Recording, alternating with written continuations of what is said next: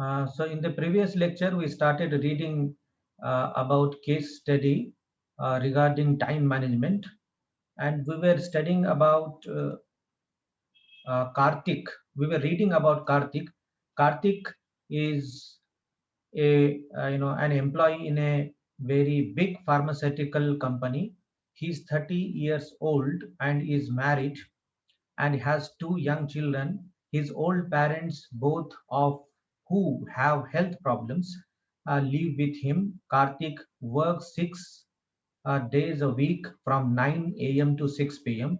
His responsibilities need him to travel at least once a month. He heads a team of researchers and reports directly to the company's vice president. आता कार्तिकचे responsibilities काय काय आहेत लक्षात घ्या. किती responsibilities आहेत पहा. की कार्तिक एका मोठ्या फार्मास्युटिकल कंपनीमध्ये तो काम करतो आणि तो 34 वर्षाचा आहे आणि लग्न झालेलं आहे. 2 मुलं आहेत. आई-वडील आहेत, त्यांची प्रकृती ठीक नसते आणि महिन्यातून एकदा त्याला प्रवासही करावा लागतो. शिवाय तो दिवसभरातून सकाळी 9 ते संध्याकाळी 6 वाजेपर्यंत तो काम करतो आणि शिवाय एका रिसर्च टीमचा तो इन्चार्ज आहे, हेड आहे आणि कंपनीचा जो व्हाईस प्रेसिडेंट आहे त्याला सगळं काही माहिती त्याला द्यावी लागते. And yet Karthik does not feel stressed out. He is able to complete his work on time, meet deadlines, and cope with unexpected problems at work. Therefore, he enjoys his job and feels in control at all times. He finds time to help his children with their school work, meet relatives, take care of his parents, and go on holidays with his family twice a year. And how does he manage? आणि शिवाय अजून दुसरं काम काय करतो लक्षात घ्या, की त्याला कधीच असं मेंटल स्ट्रेस येत नाही कामाचा. बऱ्याच वेळी त्याला अनपेक्षितपणे काही कामं करावे लागतात आणि काम करत असताना कंपनीमध्ये अनपेक्षितपणे काही कामं येतात आणि ते सुद्धा तो करतो आणि तो अगदी रिलॅक्स असतो आणि त्याचं जे काही काम आहे तो एन्जॉय करत आहे. आणि शिवाय तो त्याच्या मुलांचा अभ्यास घेतो, त्यांच्या स्कूल वर्कमध्ये त्यांना मदत करतो, पत्नीला मदत करतो आणि आई-वडिलांना हॉस्पिटलला घेऊन सुद्धा तो जातो, त्यांची काळजी घेतो आणि जे काही नातेवाईक आहेत त्यांना सुद्धा कॅज्युअली बऱ्याच वेळी कधी काही अंतरानं त्यांची सुद्धा भेट घेतो आणि वर्षातून 2 वेळा फॅमिलीसोबत तो फिरायला पण जातो, म्हणजे प्रवास करतो. दुसऱ्या एखाद्या मोठे जे काही शहरं वगैरे आहेत ते पाहायला जातो तो. हे सगळं काही तो हाऊ डज ही मॅनेज तो मॅनेज कसा करतो हे आपल्याला पाहायचं आहे. So that is very important for us. How does he manage तो मॅनेज कसा करतो? काय त्याच्याकडे अशी टेक्निक आहे की तो मॅनेज करतो? That we have to see. Kartik is organised. पहिलंच हे वाक्य पहा. Kartik is well organised. एकदम सिस्टमॅटिक प्लॅन्ड आहे तो. सिस्टमॅटिक आहे एकदम. वेल प्लॅन्ड आहे. अस्ताव्यस्त अजिबात नाही. He goes to bed by 11 and is up at 6 a.m. refreshed and energetic. 11 वाजता तो झोपतो आणि खूप काम केलेलं असल्यामुळं त्याला थकवाही चांगला आलेला असतो आणि जेवण वगैरे करून 11 वाजता चांगली झोप घेतो तो. 11 वाजता झोपतो आणि सकाळी 6 वाजता शार्प उठतो तो आणि रिफ्रेश्ड असतो. जर तुम्ही व्यवस्थित थकले नाही काम करून, तर तुम्हाला झोप लागत नाही आणि झोप जर लागली नाही, तर दुसऱ्या दिवशी जेव्हा तुम्ही उठता त्यावेळेस फारच थकवा आलेला असतो. So therefore, you should work hard so that your mind and body should get tired. तुमची बुद्धीही थकली पाहिजे आणि तुमचं जे शरीर आहे ते सुद्धा थकलं पाहिजे, इतकं काम तुम्ही केलं पाहिजे. तरच तुम्हाला चांगली झोप लागते. नाहीतर सध्या पाहतो आपण कोविड-19चा कालावधी आहे, काम फार कमी आहे आणि शारीरिक मेहनत कमी झालेली आहे. लोकांचे जॉब्स गेलेले आहेत. त्यामुळे घरी बसून असतात फक्त आणि थकत नाही तर रात्री झोप येत नाही. मग रात्री जागतात, मग सकाळी उशिरा उठतात. सगळं काही अनप्लॅन्ड अँड डिस्टर्बिंग दिसतं सगळं काही. सध्या टाईम मॅनेजमेंट लोकांचं जे काही शेड्यूल आहे, तो अगदी डिस्टर्बिंग आहे. तर असं न करता खूप काम करायचं, कठीण परिश्रम करायचं. बौद्धिक काम आणि शारीरिक काम हे दोन्ही कामं आपण जर व्यवस्थित केले, तर मात्र आपल्याला चांगला थकवा येतो आणि चांगली झोप लागते. He starts his day by checking his mail पाहतो तो सुरुवातीला आणि काही महत्त्वाचे मेल असतील तर त्यांना उत्तरं देतो. त्यानंतर त्याची काही नोट्स आहेत, तो नोट्स तयार करतो की दिवसभरातून काय काम करायचं आपल्याला ते प्लॅनिंग करतो. And then Kartik shares the morning household chores with his wife. सकाळची काही कामं असतील तर पत्नीला मदत करतो, मुलांना स्कूलपर्यंत सोडतो नेऊन, किंवा स्कूल बस येत असेल तर तिथपर्यंत नेऊन सोडतो. मुलांना तयारी करतो सकाळी, ते सुद्धा तो काम करतो. आणि ऑफिसला he goes by train to his office. Train घेऊन ऑफिसला जाण्यासाठी तो ट्रेन पकडतो. आणि तो जो काही ऑफिसपर्यंत पोहोचण्याचा जो कालावधी आहे, जी वेळ आहे, अर्धा तास, 20 मिनिटं, 25 मिनिटं, 30 मिनिटं जे काही मिळतात त्याला, त्या कालावधीमध्ये तो न्यूजपेपर वाचून घेतो. पहा वेळेचा उपयोग कसा करतो. नाहीतर मग काही लोक असतात खिडकीतून बाहेर पाहत बसलेले असतात. किंवा अनावश्यक गप्पा मारण्याची सुद्धा बऱ्याच लोकांना सवय असते. अनावश्यक गप्पा नाही मारायच्या. आपलं काम काय आहे ते त्यावेळेस ते काम करायचं. अनावश्यक गप्पा मारणाऱ्या लोकांपासून दूर राहा.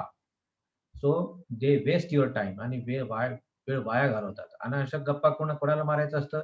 जे रिटायर झाले आता, त्यांना काहीच काम नाही, शारीरिक कुवत नाही, बौद्धिक मानसिकता नाही काम करायची. अशी जी काही रिटायर झालेली लोकं आहेत, त्यांना गप्पा मारू द्या. तुम्हाला गप्पा मारायचं नाही, but you have to work. कारण तुमचं प्रोडक्टिव्ह एज आहे. प्रोडक्टिव्ह एज आहे. या एजमध्ये तुम्हाला प्रोडक्टिव्ह असलं पाहिजे. प्रोडक्टिव्ह म्हणजे आपण काहीतरी दिलं पाहिजे समाजाला, कुटुंबाला, जिथं आपण काम करतो तिथं काहीतरी दिलं पाहिजे. म्हणून you should work hard. He starts work as soon as he gets to the office, starting with the most important and urgent task for the day. If he needs to discuss something with a colleague, he calls and asks for a convenient time so that neither his nor the other person's time is wasted on the meeting. He keeps his office lunch breaks short and uses them to talk to different colleagues. आणि ऑफिसमध्ये सुद्धा तो जास्त वेळ break घेत नाही. ऑफिसमध्ये entry केल्याबरोबर सगळं काही व्यवस्थित करतो, टेबल वगैरे, आणि कामाला सुरुवात करून देतो. आणि एखाद्याला डिस्कस करायचं असेल, एखाद्या कलीगला बोलायचं असेल, तर ते सुद्धा शॉर्टमध्ये तो बोलतो. आणि डिटेलमध्ये बोलायचं असेल, तर कॅन्टीनमध्ये तो बोलतो. कॅन्टीनचा वेळ जेव्हा तो डबा खातो किंवा रिफ्रेश कॉफी घेतो, त्यावेळेस सुद्धा तो वेळ त्याचा उपयोग सुद्धा तो करतो. त्याचे जे कलीग्स आहेत, मित्र आहेत, कंपनीमध्ये काम करणारे, त्यांच्यासोबत त्यावेळेस तो बोलत असतो. He is very polite. आणि त्याच्याकडे गुण कोणकोणते आहेत पहा. ही इज व्हेरी पोलाईट, फार नम्र आहे तो. He is very polite but quick and brief on the telephone. फार नम्र आहे आणि अतिशय क्विक आहे. क्विक, हळुवारपणे बोलणे, हळूच ॲक्शन घेणे असं नाही. फार क्विक, इमिडिएट ॲक्शन तो घेतो. आणि टेलिफोनवर फार शॉर्ट टाईमसाठी बोलतो. जास्त लाँग टाईम टेलिफोनवर बोलणं सुद्धा त्याला आवडत नाही. मोबाईलवर आपण पाहतो बरेच लोकं तासंतास बोलत असतात. आणि काम काही नसेल, तर मोबाईलवर मध्ये गाणे ऐकणे किंवा दुसरं काही अनावश्यक पाहणे, याच्यासाठी उपयोग सध्या मोबाईलचा करतात लोक. तर तसं न करता मोबाईलचा सदुपयोग आपण करायला पाहिजे. Then what the next is, he's very polite, and he takes call of the people but speaks very less. Email तो जो आहे, तो जेव्हा गरज असते तेव्हा ईमेलची उत्तरं तो देत असतो. He sets reminders on his mobile phone and uses sticky notes on the board above on his desk to remind him the urgent matters he must attend to, request he must take action on. आणि त्याच्या टेबलवर सुद्धा notes तयार केलेले असतात, की urgent काम कोणतं त्याला ताबडतोब करायचं आहे. त्यानंतर कोणकोणते रिमाइंडर तो लावून ठेवतो, आठवण येण्यासाठी. आपण बऱ्याच वेळी विसरतो कामाच्या ओघामध्ये. ते सगळे नोट्स तो लिहून ठेवतो, की कोणकोणते काम त्याला करायचे आहेत. Kartik leaves his desk neat at the end of the day. आणि जेव्हा काम सगळं संपतं, 6 वाजले, की आपलं डेस्क वगैरे व्यवस्थित करून घेतो. सगळे कागद वगैरे फाइल्समध्ये व्यवस्थित ठेवतो, पंच करतो. सगळं नीट अँड क्लीन त्याचं टेबल करून तो मग घरी निघतो. And spends the last few minutes in the office making a list of unfinished work that has to be carried out. आणि शेवटचे जे 15 मिनिटं असतात, त्यावेळेस जे काम पूर्ण झालेलं नाही, याची लिस्ट तो तयार करून ठेवतो, जेणेकरून उद्या आल्यानंतर ते काम इमिडिएट पूर्ण करायचे आणि मग नवीन कामाला सुरुवात करायची. And then on his back to home, he does some small chores that do not take more than a few minutes. For example, picking up essential groceries, medicines, or dry cleaned clothes from neighborhood shops. पहा, ऑफिसहून घरी येताना सुद्धा येता येता काय करतो, येताना सुद्धा कदाचित तो फोन करत असेल त्याच्या पत्नीला, की काय काय आणायचं आहे. मग ती पत्नी सांगून देते त्याला, की काय काय आणायचं आहे. तर मग येताना ग्रोसरीज म्हणजे काही किराणा सामान असेल, काही व्हेजिटेबल्स, फळं वगैरे विकत घ्यायची असतील, भाजीपाला विकत घ्यायचा असेल, आई-वडिलांचे मेडिसिन्स घ्यायचे असतील, किंवा ड्राय क्लीनसाठी किंवा प्रेससाठी कपडे जे टाकलेले आहेत, ते सुद्धा तो येताच ते सुद्धा सोबत घेऊन येतो. He is able to spend more time with his family before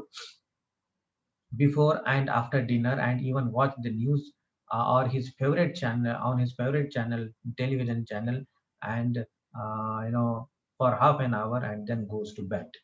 आणि घरी आल्यानंतर फॅमिलीसोबत बराच वेळ तो स्पेंड करतो आणि सगळ्यासोबत जेवण करतो आणि त्यानंतर ज्याचा फेव्हरेट शो आहे टेलिव्हिजनवर, तो फेव्हरेट शो सुद्धा पाहतो एक अर्ध्या तासासाठी आणि मग तो आराम करतो 11 वाजता रात्रीचे. So this is his schedule. किती सिस्टमॅटिक शेड्यूल आहे, म्हणून त्याला स्ट्रेस येत नाही. आता दुसरी केस स्टडी आहे पहा. आता दुसरा व्यक्ती आहे इथं मनोज. कार्तिक आणि मनोज. कार्तिकचं शेड्यूल तुमच्या लक्षात आलं, तर मनोजचं शेड्यूल पहा. Manoj works in the same company. त्याच कंपनीमध्ये मनोज सुद्धा काम करतो. त्याच फार्मास्युटिकल कंपनीमध्ये ज्या कंपनीमध्ये कार्तिक काम करतो. He is 40 years old and lives with his wife and college-going son. Manoj lives within walking distance of the office. His job profile is similar to Karthik's, but he does not feel comfortable or happy about his work. पहा, मनोज हा 40 वर्षाचा आहे. कार्तिक थोडासा त्यापेक्षा लहान आहे आणि त्याला मनोजला एक मुलगा आहे. तो कॉलेजला जातो आणि अगदी ऑफिसच्या जवळ राहतो मनोज. हा कार्तिक दूर तरी राहतो. त्याला ट्रेननं यावं लागतं. पण मनोजला बिलकुल जवळ राहतो तो. तरी पण मनोजला असं वाटतं, की तो आनंदी नाही, तो व्यवस्थित काम करू शकत नाही. काय प्रॉब्लेम्स आहेत? त्याचे काही बरेच काही प्रॉब्लेम्स आहेत. फॉर एक्झाम्पल पहा, Manoj usually reaches the office late. पहा, मनोज नेहमी उशिरा येतो ऑफिसमध्ये. फेल्स टू मीट डेडलाईन्स आणि ज्या डेडलाईनला काम करायचं असतं आणि सबमिट करायचं असतं, त्या डेडलाईन्स नेहमी त्याच्या नंतर उशिरा काम करतो. Forget the dates, time of the meetings, date विसरतो, टाईम विसरतो. Falls behind with his paper work. जे पेपर वर्क करायचं असतं ते सुद्धा मागे पडतात त्याच्या आणि he is often tense and dejected. आणि अगदी टेन्स असतो, टेन्शनमध्ये असतो आणि त्याला अगदी बोरिंग असं वाटतं. And feels incapable of managing his workload. He needs to stay back late in order to keep to schedules, so he does not find time to spend with his family or relax after work. He feels completely stressed out and uninterested in meeting friends or relatives or taking a holiday. What is the cause of Manoj's problem? मग मनोजचे problem काय काय पहा. तो मित्रांना भेटू शकत नाही, रिलेटिव्हजना भेटू शकत नाही. ही never feel relax in his work. त्याच्या कामामध्ये त्याला रिलॅक्स वाटत नाही. नेहमी टेन्शनमध्ये असतो. हॉलिडेजला कधी जात नाही. काम मागे पडलेलं असतं. What is Manoj problem? What is his problem? मग मनोजचे प्रॉब्लेम काय आहेत पहा. Manoj goes to bed late. Manoj उशिरा झोपतो and gets up late feeling tired and groggy. उशिरा झोपतो आणि उशिरा उठतो. उठल्यामुळं त्याला अगदी बोरिंग असं वाटायला लागतं. He spends a long time reading the newspaper. Newspaper immediate महत्त्वाचे जे काही न्यूज आहे तेवढं वाचायचे आणि बाजूला ठेवून द्यायचं न्यूजपेपर असं नाही. बराच वेळपर्यंत न्यूजपेपर वाचत असतो. He he spends more time chatting with neighbours and having breakfast. Breakfast करताना सुद्धा बराच वेळापर्यंत ब्रेकफास्ट करतो. मित्रासोबत तासनतास बोलत राहतो. He sometimes reaches the office late. बऱ्याच वेळी ऑफिसला सुद्धा उशिरा पोहोचतो. He first goes around his floor, greeting colleagues and talking about reports in the day's newspaper or complaining about problems he has in his work or issues against someone. मग आपल्या टेबलवर बसत नाही लवकर. इकडं याला भेटतो, त्याला भेटतो.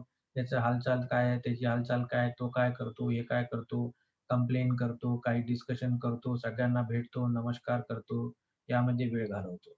At his desk, he spends a few minutes trying to recall what he needs to do that day. डेस्कवर बसल्यानंतर त्याला काम काय करायचं हे सुद्धा आठवत नाही. मग तो विचार करायला लागतो, की मला आज काम करायचं, काय करायचं आहे. But before he begins his work, he spends about an hour checking his emails and drafting replies to all of them. काम सुरू करण्याच्या आधी तो ईमेल चेक करतो, मग ड्राफ्ट करतो, मग त्यांना पाठवतो. जो कार्तिक सकाळीच करून टाकतो. कार्तिकचं काम ते सकाळीच होऊन जातं. आणि हा ड्राफ्ट ईमेल वगैरे करत वेळ वाया घालवतो. Whether they call for an immediate response or not, he tends to spend quite some time on his mobile, speaking of matters not always related to what he made the call for. By the time he is done, Manoj feels he must have a cup of coffee. फक्त एक mail वगैरे check केल्यानंतर त्याला असं वाटतं, की आता एक मला चहा पाहिजे, कॉफी पाहिजे. मग कॉफीची ऑर्डर देतो, तिथे वेळ घालवतो वगैरे, वगैरे. He goes back to his desk and start working on time that could not wait until the next day. He realized that he need ask his senior colleague for instructions or advice. मग तो कामाला सुरुवात करतो. कामाला सुरुवात केल्यानंतर तुला असं वाटतं की काही कामामध्ये काही प्रॉब्लेम्स आहेत. मग सीनियर कडे जातो त्याचं सजेशन घेण्यासाठी. मग त्यामध्ये वेळ निघून जातो. Lunch is a long affair for him. Lunch आपण जे 15-20 मिनिटात संपवू शकतो ते बऱ्याच लाँग पर्यंत लंच घेत बसतो तो. आणि बऱ्याच वेळापर्यंत खात बसतो. एक घास खातो, 10 वेळा 10 मिनिटं बोलतो, मग दुसरा घास खातो. In this way he goes on talking while taking lunch. आणि मग जेव्हा टेबलवर उशिरा पोहोचतो, त्यावेळेस बरेच फाइल्स पडलेले असतात. बरेच काही रिमाइंडर्स येतात वगैरे, वगैरे आणि एव्हरीथिंग गेट्स डिस्टर्ब्ड आणि सगळं काही डिस्टर्ब होऊन जातो. He is not able to spend any time with his wife. मग घरी काम घेऊन येतो टेन्शनमध्ये. पत्नीसोबत व्यवस्थित बोलत नाही, काही कामं घरचे करत नाही. मुलगा काय करतोय, कॉलेजला जातो तर व्यवस्थित जातो का नाही, अभ्यास करतो का नाही, याच्याकडे त्याचं लक्ष नाही. कसा तरी डिनर करतो. मग then his school teacher wife with preparation for her class. त्याची पत्नी सुद्धा काम करते आणि ती आपल्या क्लासची तयारीला लागते वगैरे, वगैरे. मुलाची स्टडी आहे का नाही त्याला कळत नाही. And everything is disturbing. हे सगळं काही डिस्टर्बिंग आहे. कार्तिक आणि कार्तिक आणि मनोज मधला फरक तुम्हाला आता कळला असेल. तर तुम्हाला कार्तिक सारखं सिस्टमॅटिक राहायचं आहे, की मनोज सारखं तुम्हाला सगळं डिस्टर्बिंग जीवन जगायचं आहे, तुम्ही ठरवायचं आहे. So this is what time management is. हे आहे टाईम मॅनेजमेंट. तुम्हाला आता बरंच काही कळलं असेल. तर पुन्हा टिप्स आहेत आपल्याकडे इथं काही. Some tips are here. The following tips will help you manage your time better. Be clear about your objectives before starting any major task. Make a timetable based on estimate of how many hours you will be able to devote for that work. Use sticky notes, planners, or diaries, or plan your work. Identify time wasting activities, and then uh, urgent and important work also you have to identify. हे काही महत्वाचे tips आहेत. एक, जे काम करण्याच्या आधी उद्देश त्या कामाचा काय आहे? कशासाठी आपण काम करतोय ते? कशासाठी वेळ घालवतोय आपण? हे नेहमी आपण क्लिअर असलं पाहिजे या बाबतीत. लक्षात आलं? ऑब्जेक्ट उद्देश. प्रत्येक आपल्या कामाचा उद्देश काय आहे? हे महत्वाचं आहे. उद्देश निरर्थक तुम्ही फिरता, काहीच उद्देश नाही, नुसतं फिरत बसता. आपण पाहतो आपल्या कॉलेज कॅम्पसमध्ये बरेच विद्यार्थी बाहेर येऊन बसलेले असतात. जे जस्ट वेस्ट टाईम आणि आपलं जे पार्किंग एरिया आहे त्या पार्किंगमध्ये ग्रुप करून बसलेले असतात. तर आपल्याला आता हे या विद्यार्थ्यांना काही काळजी नसते. काय अभ्यास करायचा का लायब्ररीत बसायचं किंवा आपलं जे काम आहे ते काम करायचं वगैरे, वगैरे. काहीच हे निरर्थक येऊन बसले असतात. So this is waste of time. असं वेस्ट ऑफ टाईम करू नये. त्यानंतर एक डायरी तुम्ही मेंटेन करायला पाहिजे. Plan your work. त्या डायरीमध्ये सगळं काही सिस्टमॅटिकली प्लॅन करायला पाहिजे. तुमचं काम जे काही दिवसभराचं ते डेली लिहून काढायचं. Identify time wasting activities. जिथं वेळ वाया घालवतो आपण, ते कोणकोणतं काम आहे, हे आपण आयडेंटिफाय करायला पाहिजे आणि यानंतर ते काम आपण करायचं नाही. त्याला क्रॉस करून द्यायचं. आपण क्रॉस करायचं, कॅन्सल करायचं. त्यानंतर कोणतं काम अर्जंटली आपल्याला करायचं आहे आणि एखादं काम आपण दुसऱ्या दिवशी, तिसऱ्या दिवशी करू शकतो का? याची लिस्ट आपल्याला बनवायची आहे. मग तुम्ही अशी लिस्ट बनवायची आहे. पहा इथं स्क्वेअर दिलेला आहे आणि 4 पार्टमध्ये हा स्क्वेअर डिव्हाईड केलेला आहे. एक इम्पोर्टंट आणि अर्जंट, फारच महत्वाचं जे काम आहे, डू नाऊ, आत्ताच करायचंय. त्यानंतर इम्पोर्टंट बट नॉट अर्जंट, महत्वाचं आहे पण एकदम अर्जंट नाही. म्हणून एक वेळ ठरवून घ्यायची, शेड्यूल अ टाईम ते काम करण्यासाठी. त्यानंतर नॉट इम्पोर्टंट बट अर्जंट, महत्वाचं नाही पण अर्जंट आहे, तर त्याला सुद्धा डेलिगेट टू अदर्स. हे काम तुमच्या अंडरमध्ये अजून दुसरे कोणी असतील काम करणारे, तर त्यांना हे काम सोपवून द्या. Important but not urgent. त्यानंतर not important and not urgent, जे महत्वाचे नाही आणि अर्जंटही नाही. तर अशा अशा कामामध्ये सध्याचा वेळ गुंतवायचा नाही. इग्नोर इट, इग्नोर करा त्याला किंवा एलिमिनेट करून टाका किंवा काढून टाका. लक्षात आलं? तर तुमच्या हाताखाली जे काम लोकं करण्यासाठी आहेत, त्यांना काम देणे, महत्वाचं काम असेल तर त्याचं शेड्यूल तयार करणे. शेड्यूल तयार करणे म्हणजे टाईम टेबल तयार करणे. केव्हा काम करायचं बुवा आपल्याला, वेळ, डेट हे ठरवणे. त्याला म्हणतात शेड्यूल. त्यानंतर जे फार फार महत्वाचं काम आहे आणि आत्ताच सबमिट करायचं आहे, ते काम आत्ताच करायचं. लगेच, लगेच, नाऊ. राइट? सो अशा पद्धतीने तुम्ही कामाची विभागणी करून घ्यायची. देन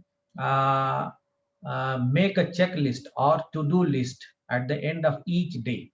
प्रत्येक दिवसाच्या शेवटी जेव्हा काम संपतं त्याच्या आधी 15 मिनिटं आपण कोणकोणते काम आपल्याला उद्या करायचे आहेत, इन्कम्प्लीट काम जसं कार्तिक करतो, कोणते काम इन्कम्प्लीट केलेले आहेत आणि कोणते काम आपल्याला काम कंप्लीट करायचे आहेत उद्या, हे याची लिस्ट तयार करणे. हे इट इस व्हेरी इम्पोर्टंट. त्यानंतर डेलिगेट टास्क्स, जे काम दुसऱ्यांना आपल्या ज्युनियर कलीग्सना द्यायचे आहे, त्याची सुद्धा लिस्ट तयार करून घ्यायची आणि आल्याबरोबर दुसऱ्या दिवशी मीटिंग घ्यायची आणि इमिडिएट त्यांना काम सोपवून द्यायचं आणि त्यांना सांगायचं संध्याकाळपर्यंत हे काम झाले पाहिजे. This is very important. And then arrange your workspace carefully so that it is comfortable and convenient for you to work efficiently. Keep your desk tidy, will help you to avoiding wasting of time to find out certain things. आपले जे cupboard आहे, आपली जी अलमारी आहे, ती systematic ठेवली पाहिजे आपण. कोणती कोणती वस्तू कुठं ठेवली आहे हे आपल्या लक्षात आलं पाहिजे. ज्या टेबलवर आपण काम करतो ते टेबल सुद्धा सिस्टमॅटिक पाहिजे. आपण पाहतो की विद्यार्थी बरं अभ्यास करत बसतात, इकडे एक पुस्तक पडलं असतं, तिकडे एक पुस्तक पडलं असतं, इकडे एक फाईल असते, तिकडे एक फाईल असते.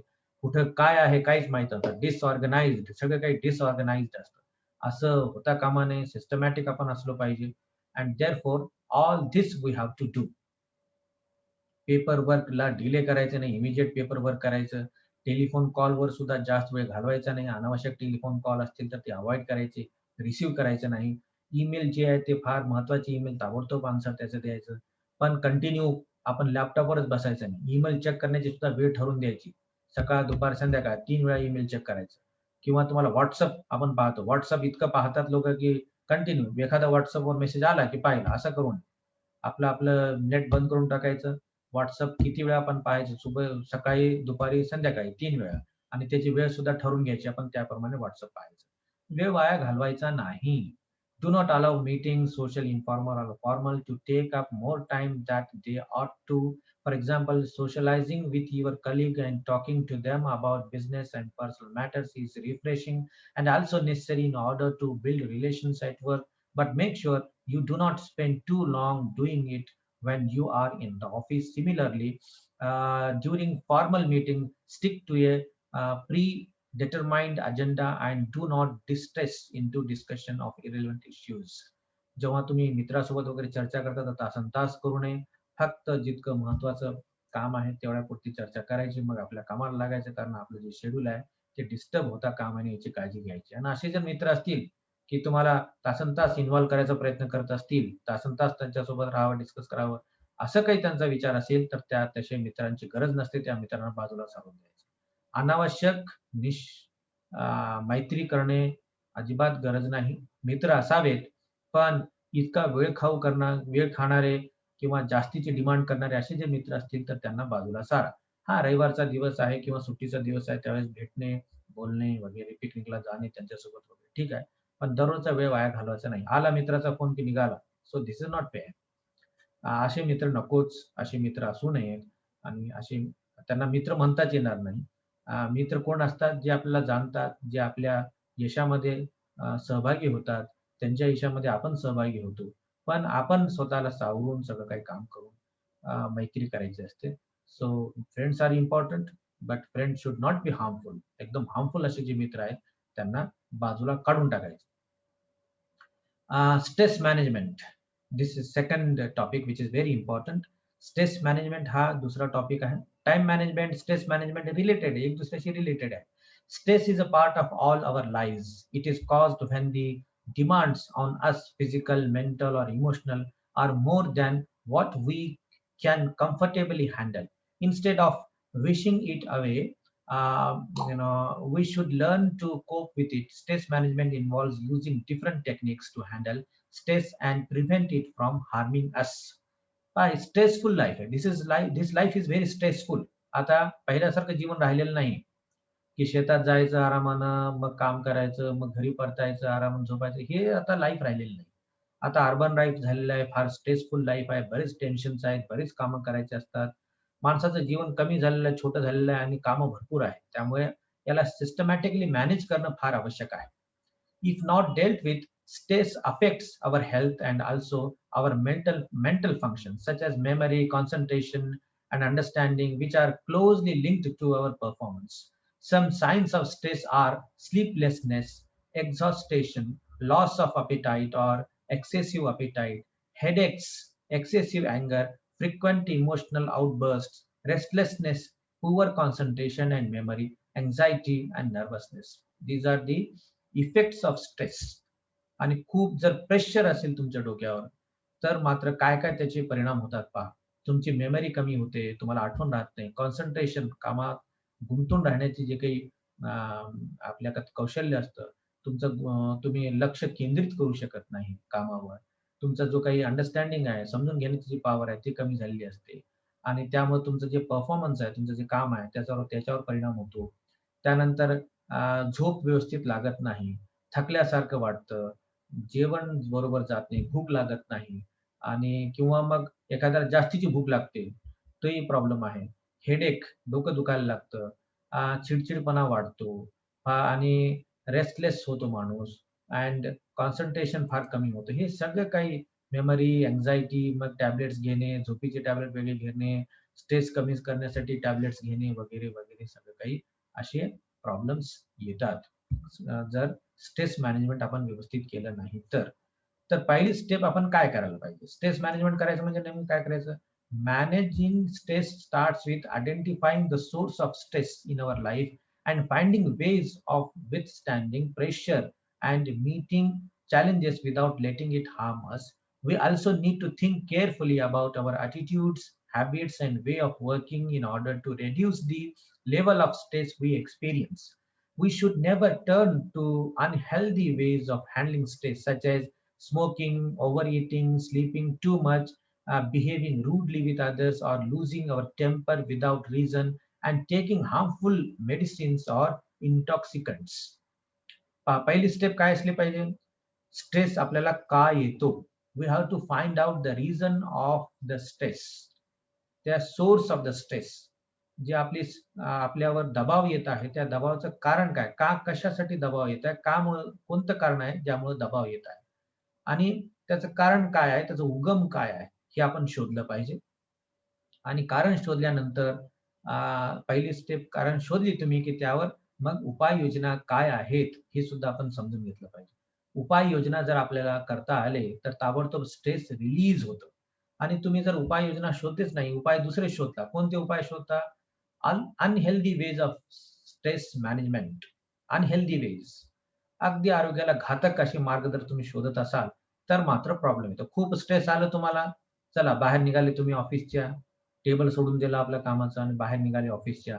कॅन्टीनवर गेले, कॅन्टीनवर स्मोकिंग केलं, सिगारेट ठेवलेले असतात तिथं स्मोकिंग केली आणि स्मोकिंग केल्यानंतर वेळ जर संपली तर आपण लेक्चर पुन्हा कंटिन्यू करणार आहोत. स्मोकिंग केली आणि चहा घेतला आणि मग पुन्हा कामावर आले किंवा नुसतं बिछावर पडून राहिले विचार करत. विचार करत. झोप लागत नाही, फक्त विचार करत पडून राहिले.